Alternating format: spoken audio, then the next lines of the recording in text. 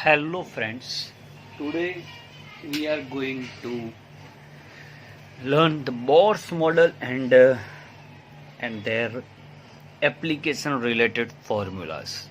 It's very important for your standard 12th physics also. So I hope you will enjoy this lecture and I will try to give you my best. Okay, let us start. Mainly Bohr's model is useful to understand the dual behavior of the I can say the optical rays. So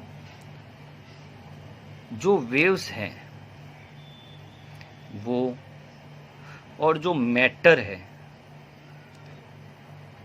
ये दोनों के बीच में जो भी inter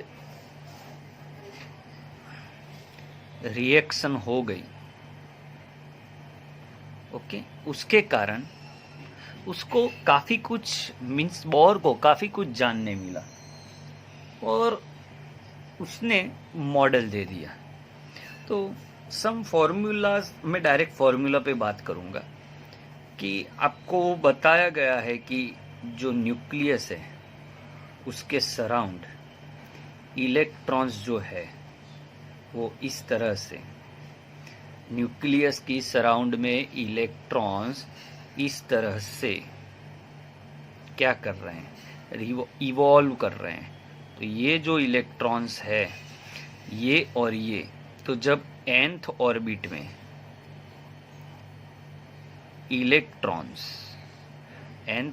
में electrons move कर रहे हैं तब उसकी एंगुलर मोमेंट, क्लियरली सुनिएगा, ऑर्बिट में, ऑर्बिटल में नहीं, angular moment equals mvr equal nh upon 2 pi. Got it? mvr equal nh upon 2 pi where n equal orbit number okay. So nth orbit की एंगुलर मोमेंट है mvr equals nh by 2 pi where n is orbital number. Got it? बहुत easy.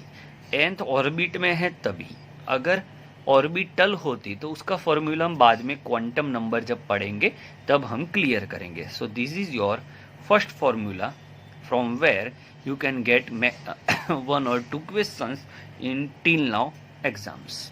Now, second point, the distance between the nucleus and the outermost electron, that is called radius.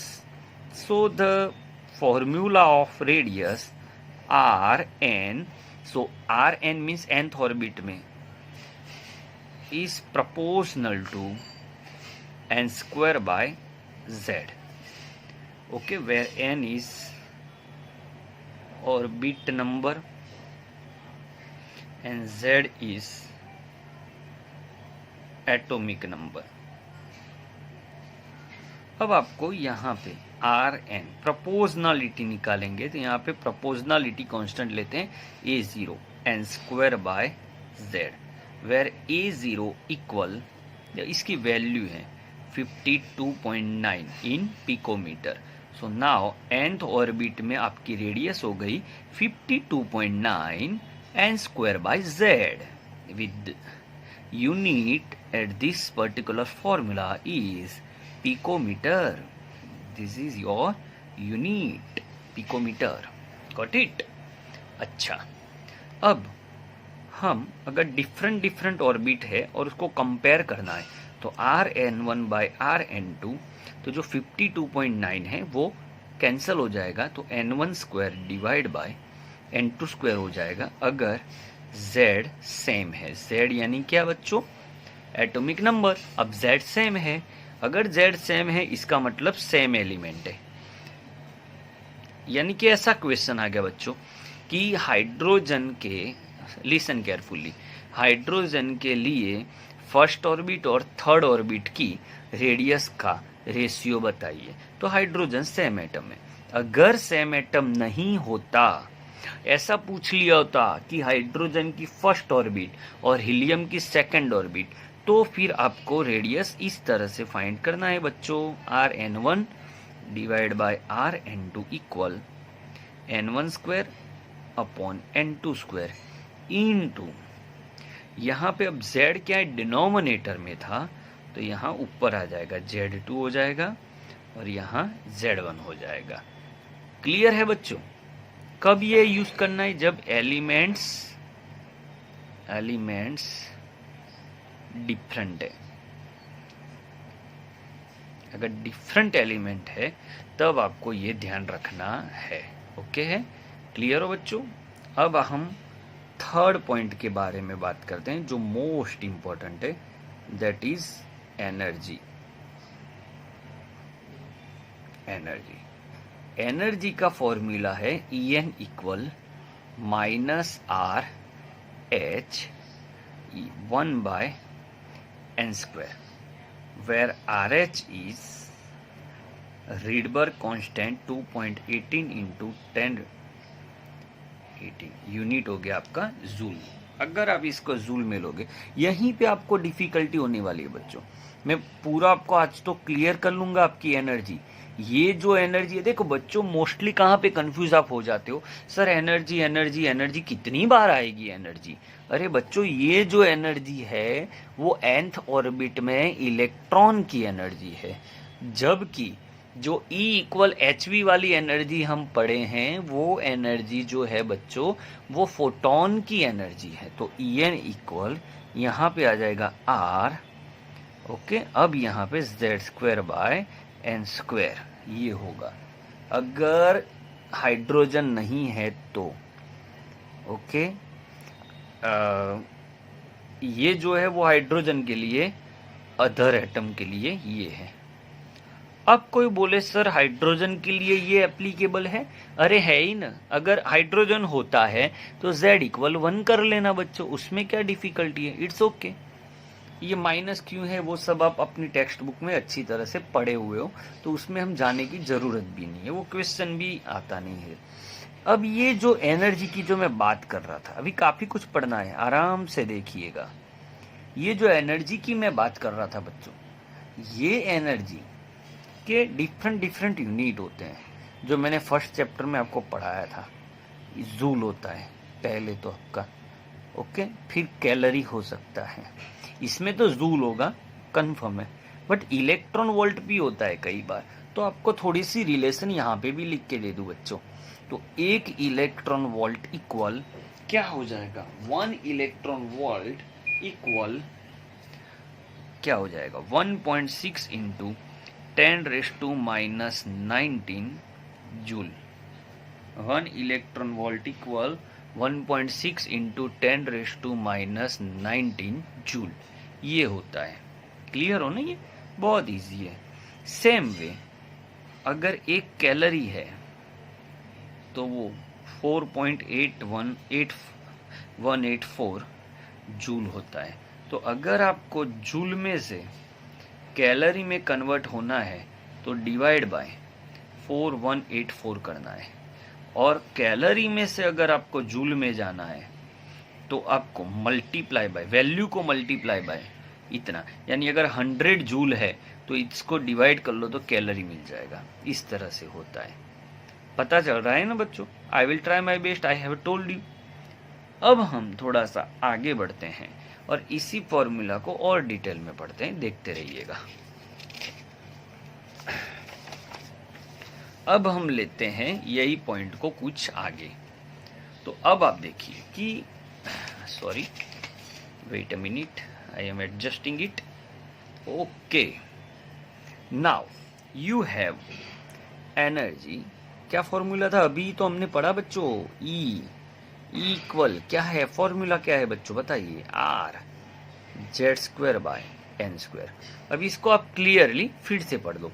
अगर आपको different orbit में energy पूछ लिया है तो मान लो En1 divide by En2, R निकाल लो तो Z1 स्क्वायर N1 स्क्वायर जो भी आपको दिया है, और Z2 स्क्वायर n2 स्क्वायर। तो ये हो गया आपका n2 square by n1 square into, ये उल्टा हो गया ना, into z1 square divide by z2 square. इस तरह से हो जाएगा। क्लियर हो बच्चों मैं क्या बोल रहा हूँ? एकदम क्लियर हो? बताइए बताइए, ओके हो? अगर सेम एलिमेंट होता है तो कोई बात ही नहीं है ना। देखो मैं जो भी फॉर्मूला दे रहा हूँ वो ज़्यादा जनरलाइज फॉर्मूलाज है। ये ऐसे फॉर्मूला है कि आप कोई भी क्वेश्चन में अप्लाई कर लो, ये 110% एप्लीकेबल है। मैं इफ एंड बट में बात नहीं करता, क्योंकि अगर सेम एलिमेंट होता है तो z1 इक्वल z2 होने ही वाला है, तो वो कैंसिल होने ही वाला है, उसमें क्या है। बट आप लिख के तो रखिए, तो क्या है, अगर डिफरेंट एलिमेंट होते हैं तो आपको याद रहेगा कि z को हमें ध्यान में लेना है, इसीलिए मैं भी लिख के रख रहा हूं। ओके, चलो ये है आपकी एनर्जी। अब हम बात करते हैं ट्रांजिशन ऑफ इलेक्ट्रॉन। जब ट्रांजिशन होता है बच्चों, तब फॉर्मूलास क्या आते हैं? तो फर्स्ट फॉर्मूला आपको होता है delta E equal R H. अगर आर एच लिख रहे हो तो हाइड्रोजन के लिए है 1ni स्क्वायर माइनस 1/nf²। ये आ जाएगा जूल में।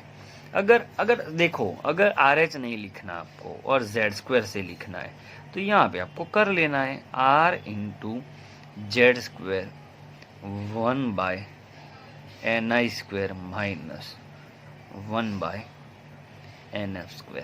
ये भी हो गया आपका joule for other element. But अगर सोचिए, अगर आप चाहते हो कि यही फॉर्मूला हाइड्रोजन के लिए अप्लाई हो तो ये हो सकता है, बट ये फॉर्मूला सभी एलिमेंट के लिए एप्लीकेबल नहीं है। So we have to always learn that kind of formulas which are more generalise.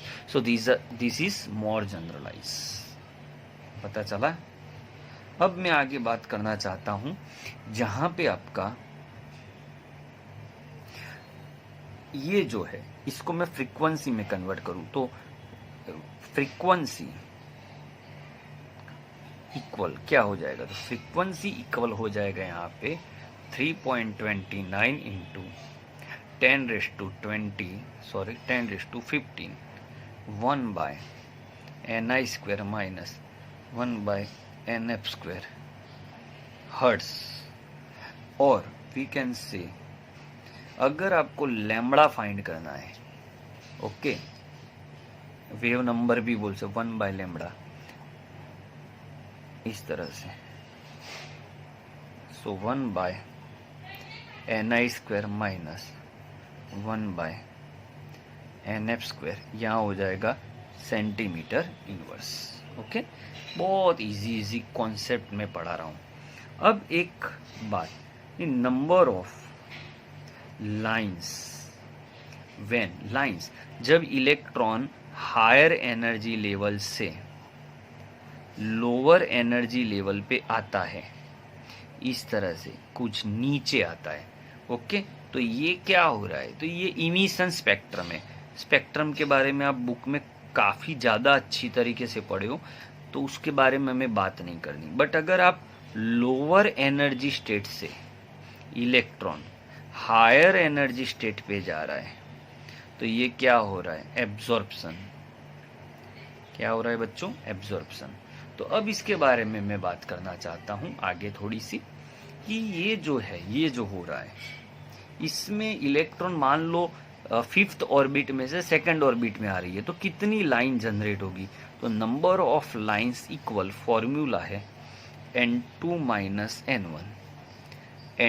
Minus n1 plus 1 divide by 2। n2 minus n1 plus 1 divide by 2। यानी मान लो आप 5th ऑर्बिट में से 5th में से 2nd में आ रहे हो, तो 5 माइनस 2 प्लस 1 डिवाइड बाय 2, इस तरह से होगा। क्लियर हो बच्चों? मजा आ रही है? अच्छा, और थोड़े से अच्छे क्वेश्चन यानी कि फॉर्मूलाज की हम बात कर ले। Velocity of an electron, velocity of an electron in nth orbit, velocity equal 2.18 into 10⁶ z by n meter per second. ये है ओके nth ऑर्बिट में वेलोसिटी का ये फॉर्मूला है। ओके अब आपको मान लो कि ऐसा पूछ लिया कि भाई कोई भी nth ऑर्बिट में इलेक्ट्रॉन रिवॉल्व कर रहा है तो उसको टाइम कितना लगेगा, तो टाइम कितना लगेगा, तो time taken equal peripheral divide by its velocity, और ये वेलोसिटी यहाँ पे आपको अप्लाई कर देना है। Okay then some other formulas, kinetic energy of an electron जो है वो टोटल एनर्जी का माइनस है। सेकंड, पोटेंशियल एनर्जी जो है वो 2 टाइम एनर्जी है। Okay and third, potential energy जो है वो -2 टाइम काइनेटिक एनर्जी है, क्योंकि काइनेटिक एनर्जी ये टोटल एनर्जी का माइनस है, तो in place of E you can put -ke। तो ये 3 potential energy, kinetic energy and total energy. तो these are the formulas. So most ये बहुत ही अच्छे फॉर्मूलाज है जिसको हम अप्लाई करके काफ़ी कुछ सीख सकते हैं। सो आई होप कि आपको पता चल गया होगा। अब हम जो हमारे पास फॉर्मूलाज है, नेक्स्ट लेक्चर से हम ये फॉर्मूलाज को कैसे कहाँ पे यूज करना है वो भी सीखेंगे। बट अभी भी नेक्स्ट लेक्चर में हम क्या करने वाले हैं, डी ब्रॉगली एंड हाइजेनबर्ग, उसके बारे में थोड़ा सा पढ़ाऊंगा मैं। उसके बाद हम क्वांटम नंबर ले लेंगे। After that we will start MCQs। सो जब भी आप कहीं पे भी पढ़ो, सबसे पहले बेसिक थोड़ा सा क्लियर करना जरूरी है। आपके पास कंप्लीटली सभी फॉर्मूलाज होने चाहिए, तो जिससे आपको इजी रहेगा। तो ये सब आप नोटबुक में लिखते रहना, ये आपके लिए इजी रहेगा। जब हम मिलेंगे तब तो हम और हायर लेवल पे पढ़ा सकते हैं, बट राइट नाउ जो भी मैं पढ़ा रहा हूँ वो बेसिक लेवल से ऊपर लेके जा रहा हूँ। तो आपको बेसिक कंप्लीटली क्लियर हो, इतना आपके लिए अच्छा रहेगा। तो आज का भी लेक्चर मैंने कुछ 17-18 मिनट का बना रहा हूँ जो आपके लिए यूज़फुल होगा। आप मिनट कितनी है वो देखेंगे तो इससे अच्छा तो वो देखिए कि 18 मिनट में मैंने आपको रेगुलर लेक्चर का पूरा 1 घंटे का पॉइंट आपको पढ़ा दिया है। यही पॉइंट अगर क्लास में ले रहा हूँ तो पूरा 1 घंटा हो रहा है। तो it's okay, I will manage, and जितना मुझे पता है कि इतना ही आपसे एक लेक्चर में हो पाएगा, तो इसीलिए मैं उतना ही आपको दे रहा हूँ। Okay, no rush to complete syllabus right now. I hope you can understand. Thanks for watching.